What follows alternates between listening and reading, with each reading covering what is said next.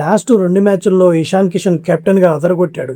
ఎందుకంటే తన prime bowlers చేత ముందే బౌలింగ్ వేపించి, అపోజిషన్ బ్యాటర్ల మీద ప్రెషర్ పెంచి, వికెట్లు తీయడంలోనూ మరియు రన్ రేట్ పెంచడంలో ఇషాన్ కిషన్ ప్లాన్ వర్కౌట్ అయ్యింది. డీసీ మ్యాచ్లో కూడా మలింగా 18వ ఓవర్లో తన లాస్ట్ ఓవర్ వేసి కేవలం 9 పరుగులు ఇవ్వగా, సాకిబ్ హుసేన్ 19వ ఓవర్ తన లాస్ట్ ఓవర్ వేసి కేవలం 6 పరుగులు మాత్రమే ఇచ్చాడు. ఇక చివరి ఓవర్ అయిన 20వ ఓవర్ హర్ష దూబే వేసి 3 పరుగులు ఇచ్చి 3 వికెట్లు తీశాడు. మామూలుగా అయితే డీసీ 9వ ఓవర్ వరకు మ్యాచ్లోనే ఉంది. 9వ ఓవర్ పూర్తయ్యేసరికి 98 పరుగులు చేసి 1 వికెట్ మాత్రమే కోల్పోయింది డీసీ. ఎస్ఆర్హెచ్ కూడా 9 ఓవర్లకు 98 పరుగులే చేసింది. కానీ అక్కడ నుండే డీసీ రెగ్యులర్గా వికెట్లు కోల్పోయింది. ముఖ్యంగా 11వ ఓవర్లో హనా మిల్లర్ అవుట్ చేసిన మలింగా మ్యాచ్ని ఎస్ఆర్హెచ్ వైపు మార్చాడు. ఢిల్లీ క్యాపిటల్స్ టాస్ గెలిచి బౌలింగ్ ఎంచుకుంది. ఢిల్లీ ప్లేయింగ్ లెవెన్లో ఒక చేంజ్ చేశారు. ఆకిబ్ నబీ ప్లేస్లో నితీష్ రాణా వచ్చాడు. అలాగే ఎస్ఆర్హెచ్ ప్లేయింగ్ లెవెన్లో కూడా ఒక చేంజ్ జరిగింది. ప్రఫుల్ హింజే ప్లేస్లో లెఫ్ట్ ఆర్మ్ స్పిన్నర్ అయిన హర్ష దూబే వచ్చాడు. ఇప్పటి వరకు జరిగిన 7 మ్యాచ్లకు 7 మ్యాచ్లు ఎస్ఆర్హెచ్ మొదటి బ్యాటింగ్ చేసింది. అలాగే ఇషాన్ కిషన్ తన ఐపీఎల్ కెప్టెన్సీ కెరియర్లో 7 మ్యాచ్లకు 7 మ్యాచ్లు టాస్ ఓడిపోయాడు. ఇక టాస్ ఓడిపోయి బ్యాటింగ్ దిగిన ఎస్ఆర్హెచ్ ఓపెనర్లు అభిషేక్ శర్మ, ట్రావిస్ హెడ్ ఇద్దరూ కలిసి ఎస్ఆర్హెచ్కి అద్భుతమైన ఆరంభాన్ని ఇచ్చారు. డీసీ కెప్టెన్ అక్షర్ పటేల్ తెలివిగా ఇద్దరు లెఫ్ట్ హ్యాండర్స్ గ్రీజులో ఉన్నారు అని ఆఫ్ బ్రేక్ స్పిన్ బౌలర్ అయిన నితీష్ రాణాకు 2వ ఓవర్లో బౌలింగ్ ఇచ్చాడు. నితీష్ రాణా బౌలింగ్లో ఇద్దరు ఓపెనర్లు జాగ్రత్తగా ఆడి కేవలం 6 పరుగులు మాత్రమే సాధించారు. CSK captain Ruturaj Gaikwad power ప్లేలో 3 ఓవర్లు మాథ్యూ షాట్కి ఇచ్చి తప్పు చేశాడు. కానీ అక్షర్ పటేల్ 5వ ఓవర్లో మళ్ళీ నితీష్ రాణాకు బౌలింగ్ ఇచ్చాడు. కానీ ఈసారి ఎస్ఆర్హెచ్ ఓపెనర్లు ఇద్దరు ఏమాత్రం కనికరం లేకుండా ఓవర్లో 3 సిక్స్లు కొట్టి 20 పరుగులు సాధించారు. అభిషేక్ శర్మ మరియు ట్రావిస్ హెడ్ అద్భుతమైన షాట్స్ ఆడుతూ ఎలాంటి రిస్క్ తీసుకోకుండా స్కోర్ బోర్డ్ని పరుగులు పెట్టించారు. పవర్ ప్లే ముగిసేసరికి ఎలాంటి వికెట్ నష్టపోకుండా 67 పరుగులు సాధించారు. ఈ సీజన్లో అభిషేక్ మరియు ట్రావిస్ హెడ్ కలిసి 4వసారి 50+ భాగస్వామ్యాన్ని నెలకొల్పారు. అభిషేక్ మరియు ట్రావిస్ హెడ్ పవర్ ప్లేలో విజయవంతంగా అవుట్ కాకుండా ముగించడం ఇది 8వసారి. కానీ విశేషం ఏమిటంటే ఈరోజు వాళ్ళు చేసిన 67 పరుగులు వాళ్ళ 8 సక్సెస్ఫుల్ పవర్ ప్లే ఇన్నింగ్స్లో రెండో అత్యంత తక్కువ స్కోర్ కావడం విశేషం. మరి మొదటి తక్కువ పవర్ ప్లే స్కోర్ పోయినేడాది వాంఖడేలో ముంబై ఇండియన్స్ పైన 46 పరుగులతో ముగించారు. ఈ ఇద్దరూ కలిసి అద్భుతమైన 97 పరుగుల ఓపెనింగ్ పార్ట్నర్షిప్ను అందించారు. అక్షర్ పటేల్ బౌలింగ్లో Abhishek Sharma 1 six, Travis head మరో 6 కొట్టిన తర్వాత ట్రావిస్ హెడ్ భారీ షాట్కు ప్రయత్నించి డీప్ మిడ్ వికెట్ వద్ద క్యాచ్ ఇచ్చి 37 పరుగుల వద్ద అవుట్ అయ్యాడు. అభిషేక్ శర్మ మరియు ట్రావిస్ హెడ్ ఇద్దరూ కలిసి 53 బంతుల్లో 97 పరుగుల ఓపెనింగ్ భాగస్వామ్యాన్ని నెలకొల్పారు. ఎస్ఆర్హెచ్ను భారీ స్కోర్ తీసుకువెళ్లారు.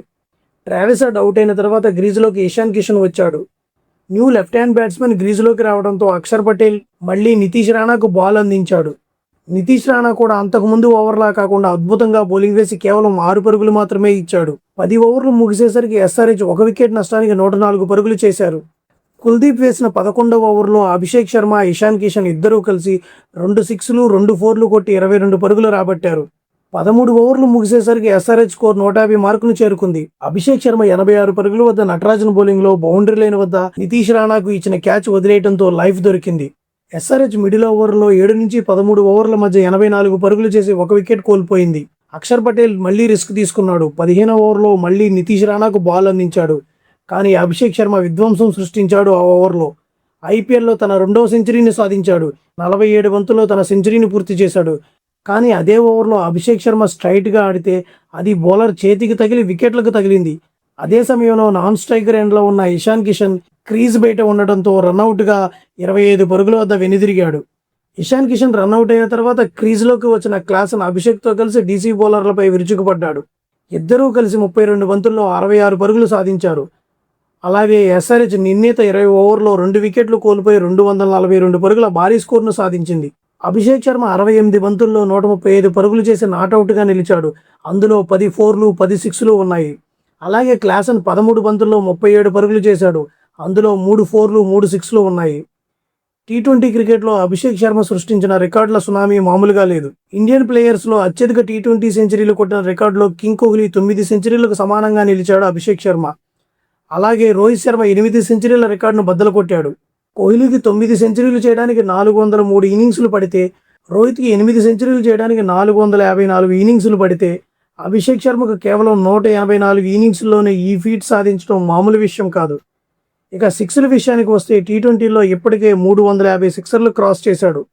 పైగా ఒకే ఇన్నింగ్స్లో 10కి పైగా సిక్సర్లు. అత్యధిక సార్లు కొట్టిన లిస్టులో క్రిస్ గేల్ తర్వాత 5 సార్లుతో ప్రపంచంలోనే రెండో స్థానంలో ఉన్నాడు. ఐపీఎల్లో కూడా ఈ ఘనత క్రిస్ గేల్ తర్వాత అభిషేక్దే. ఇక భారీ స్కోర్ల విషయానికి వస్తే టీ20 చరిత్రలో అత్యధిక సార్లు 130 పైగా స్కోర్లు చేసిన బ్యాటర్లుగా క్రిస్ గేల్, అరుణ్ ఫించ్ను దాటేశాడు. ఐపీఎల్ 2025లో 141 పరుగులు చేయగా ఇప్పుడు డీసీ మీద 135 పరుగులు చేసి నాటౌట్గా నిలిచాడు. తన ఐపీఎల్ కెరీర్లో ఇది రెండవ సెంచరీ నమోదు చేశాడు. ఇక ఈ ఐపీఎల్లో క్లాస్ ఆడిన 7 ఇన్నింగ్స్లోనూ 30 పైగా స్కోర్ చేయడం మామూలు విషయం కాదు. ఇంతకు ముందు మ్యాచ్ల్లో క్లాస్ను కొంచెం స్లోగా ఆడుతున్నాడు, తక్కువ స్ట్రైక్ రేట్తో ఆడుతున్నాడు అని అందరూ అన్నారు.